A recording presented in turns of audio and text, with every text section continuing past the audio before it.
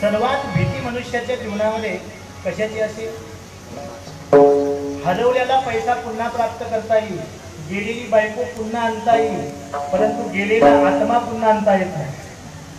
शास्त्रकार सांगितलेलं आहे. म्हणून आत्मा जाण्याच्या आधी ज्याकरता आत्मा आपल्या देहामध्ये आला त्याचं स्मरण झालं पाहिजे.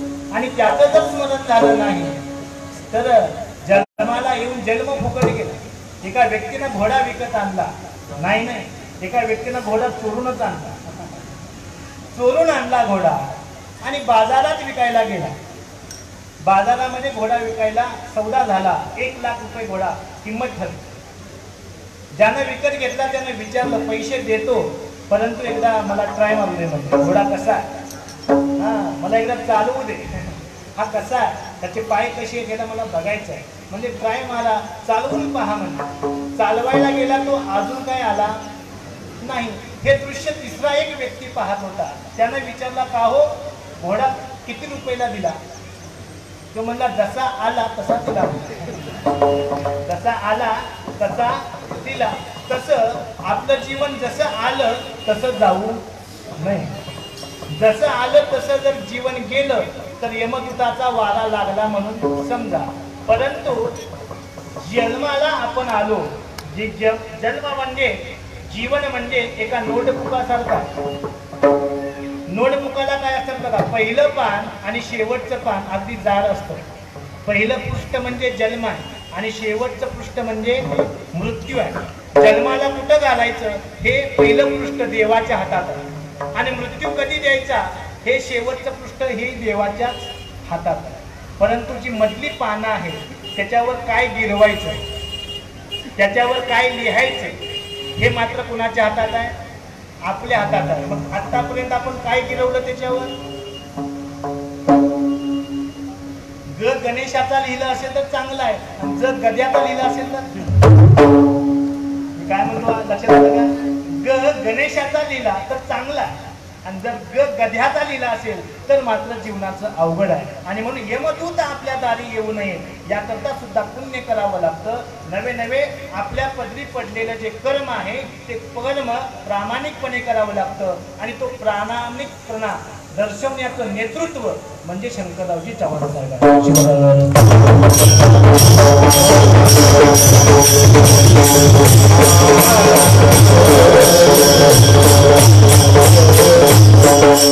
आता पहा, देव रक्षण कुणाचं करतो? देव एक ज्ञानीचं लक्षण करतो. एक तर ज्ञानवान व्हावं देव रक्षण करेल, एक तर भक्त व्हावं देव रक्षण करेल, नाहीतर एक तर उपासना करावी देव रक्षण करेल. पण काही जण ज्ञानी आहेत, भक्तही आहेत आणि उपासकही आहेत, परंतु त्यामध्ये अहंकार दडला म्हणून देव रक्षण करत नाही. बघा, असून फायदा नसून तोटा असं झालं आहे.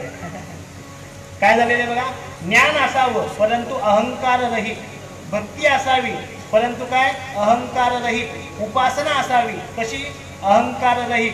आणि म्हणून ज्ञानाचा, भक्तीचा आणि उपासनेचा अहंकार येऊ नये याकरता शंकराचार्यांनी एक दृष्टांत सांगितला. शंकराचार्यांचे 4 शिष्य आणि एक शिष्याला घमंड आला, त्याचा अहंकार उतरावा. पण शंकराचार्य समुद्राजवळ बसले होते आणि सांगितलं शिष्याला, हा माझा दंड घे, समुद्रामध्ये जा आणि याला बुडवून वापस घेऊन ये. शिष्य गेला, समुद्रामध्ये दंड बुडवला, पुन्हा गुरुजींच्या जवळ आला आणि सांगितलं, आता तुला दंडावर काय दिसतं? काय सांगितलं? आता तुला दंडावर काय दिसतंय? शिष्यानं सांगितलं दंडावर पाण्याचा फक्त एकच थेंब आहे. सद्गुरू म्हणाले, शंकराचार्य म्हणाले, त्या थेंबा एवढं ज्ञान माझ्याजवळ.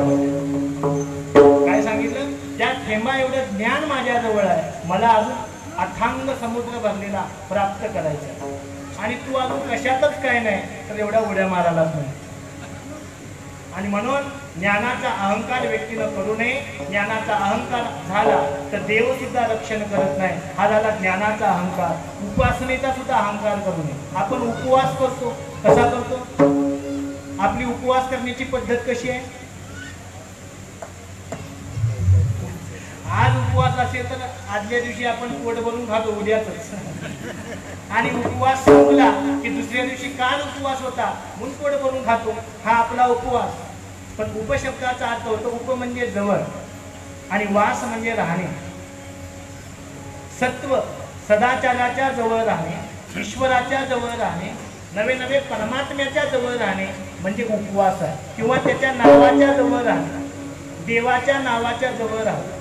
एक भक्त आला आणि त्यानं देवाला प्रश्न केला, देवा महागाई लय वाढली. देव म्हणला बर.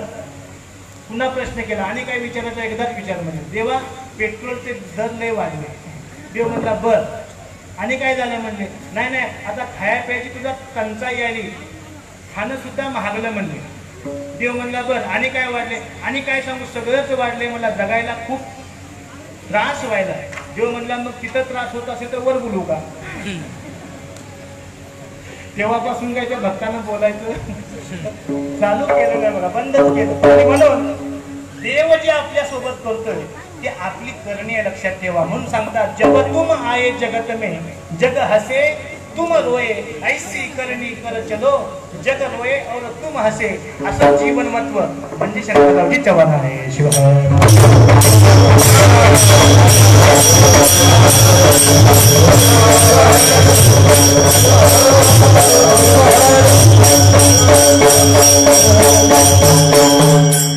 अशांचं रक्षण करणारा देवच आहे.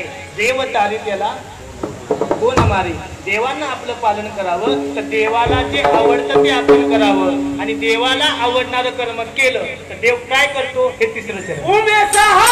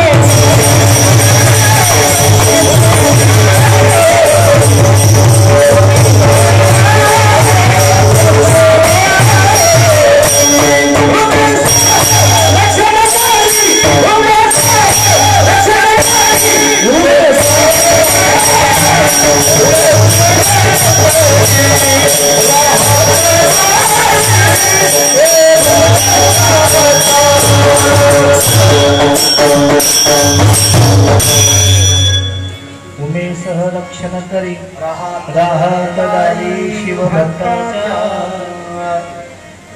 भक्तांच्या दारामध्ये राहणारा हा शिव परमात्मा अगदी आनंदानं देतो. बघा त्याचं नाव भोळा.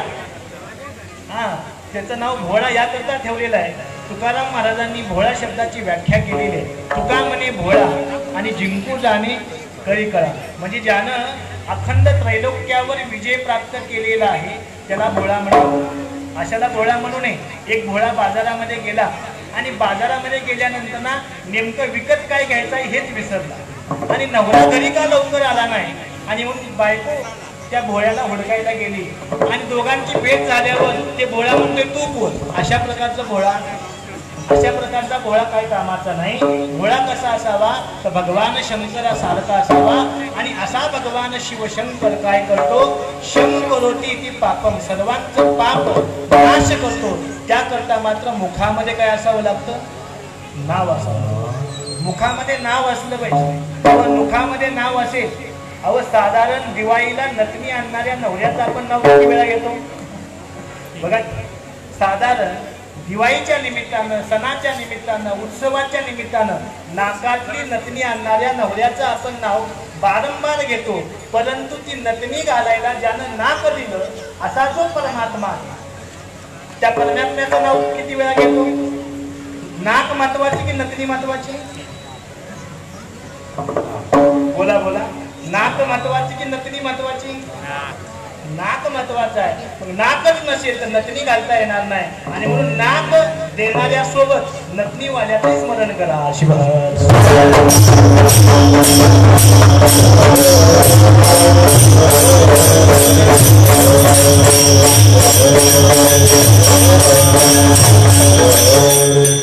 शेवटी जाता जाता थोडस बोलून जातो. मन्मथ माऊली म्हणतात हे जग पावन करायचं. जग पावन कशानं होईल, पवित्रतेशिवाय जग पावन होणार नाही.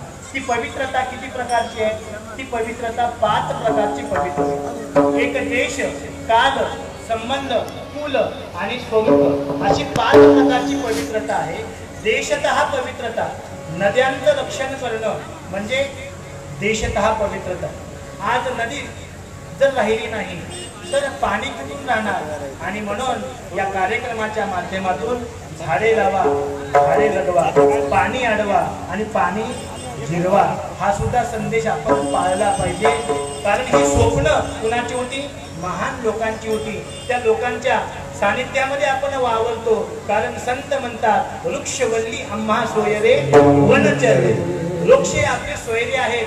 अहो रुद्रामध्ये सुद्धा सांगितलेलं आहे वृक्षाणाम पतये नमः.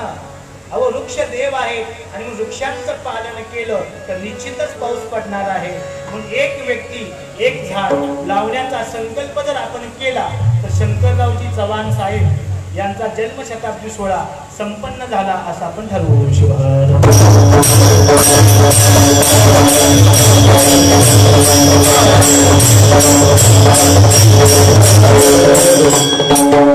आणि एकदा जीवन देवाच्या ताब्यात दिलं आपण की आपल्याला चिंता करायचं काम नाही.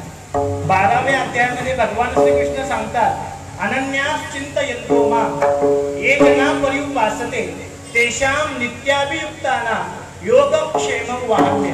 मी कुणाचा योग आणि क्षेम वहन करतो, जो मला अनन्य आला. तसं आपल्या नेत्याशी आणि आपल्या देवाशी अनन्य राहावं म्हणजे कशाचीच कमी पडत नाही. शिवहर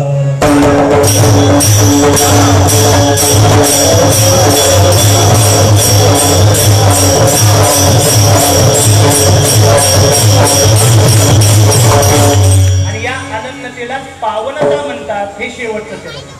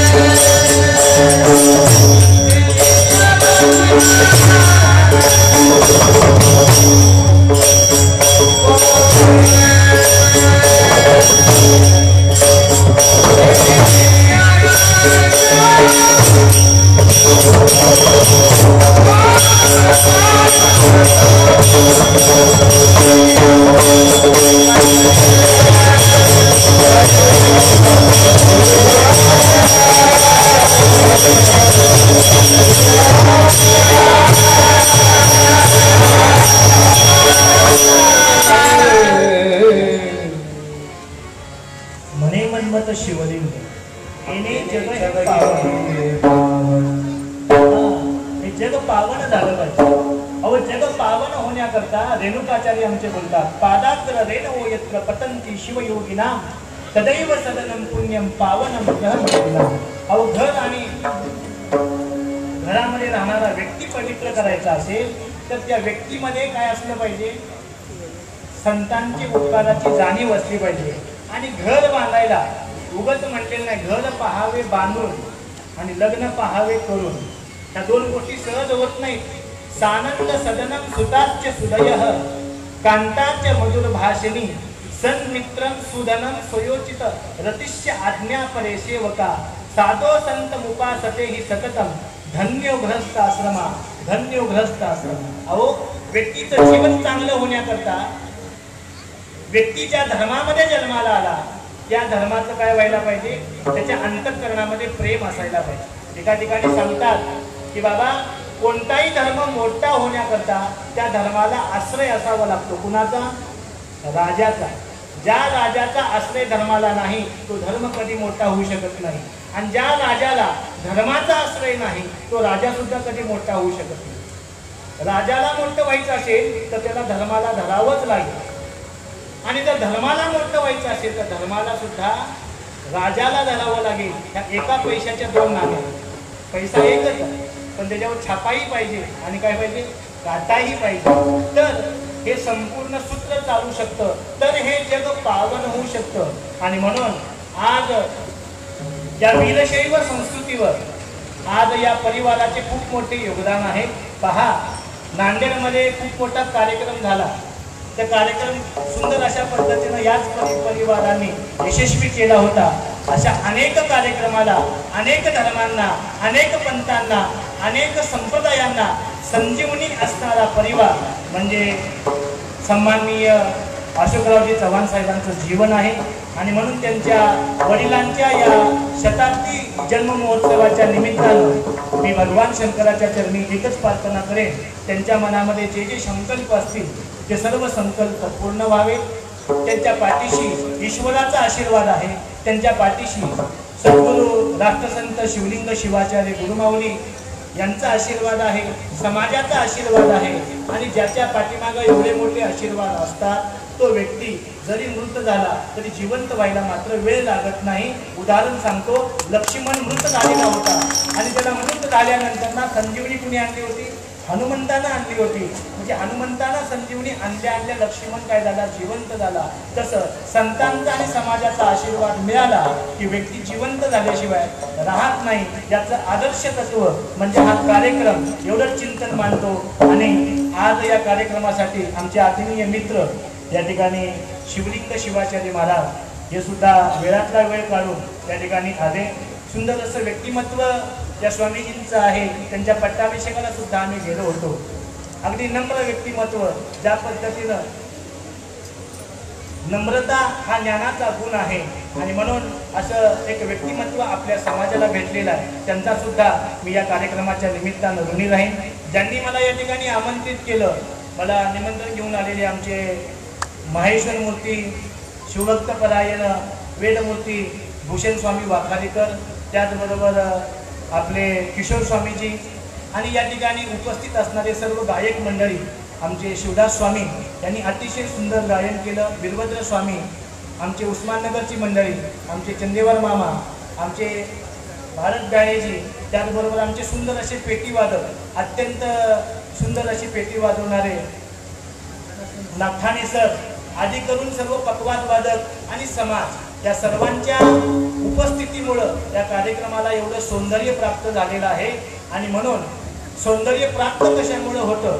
लक्षात ठेवा, संतांच्या चरणाच्या धुळीचं दर्शन झालं की सौंदर्य प्राप्त होतं. आणि अशा संतांचं आगमन काही क्षणामध्ये होणार आहे. आणि म्हणून संतांचं चरण हात लावल्यावर प्राप्त होतात अशातली गोष्ट नाही. त्यांना डोळ्याने पाहिलं तरी सुद्धा सौंदर्य आपल्या अंतःकरणामध्ये येत असतं. आणि म्हणून एका ठिकाणी म्हणतात, डोळे प्रेमाची प्रार्थना पहा कैलासाचा राणा. म्हणजे डोळ्याला सुद्धा प्रार्थना करावी की देवा पाहायचं असेल त्या ईश्वराचं रूप पहा. ईश्वर या डोळ्याने दिसत नाही आणि म्हणून त्या ईश्वराचं दुसरं रूप म्हणजे संत आहेत आणि अशा संतांचं आगमन काही क्षणामध्ये होणार आहे. म्हणजे यो गुरु स शिव प्रोक्त आणि य शिव स गुरु प्रोक्त असं ज्यांचं जीवन आहे अशा संतांचं आगमन या ठिकाणी होणार आहे. त्यांच्या सत्संगाचा कार्यक्रम या ठिकाणी संपन्न होणार आहे. त्याचबरोबर हा कार्यक्रम ज्यांनी आयोजित केला असे या महाराष्ट्राचे माजी मुख्यमंत्री श्री सन्माननीय अशोकरावजी चव्हाण साहेब यांचं सुद्धा आगमन होणार आहे. या सर्वांच्या आगमनातून एकच संदेश द्यायचा आपल्याला, धर्माला राजसत्ता हवी आहे आणि राजाला धर्मसत्ता हवी आहे. तर एकच गोष्ट आपल्याला करावी लागणार आहे, एकनिष्ठ राहावं लागणार आहे. तो एकनिष्ठपणा आपण टिकवूया आणि आपल्या कार्यक्रमाची शोभा वाढवूया.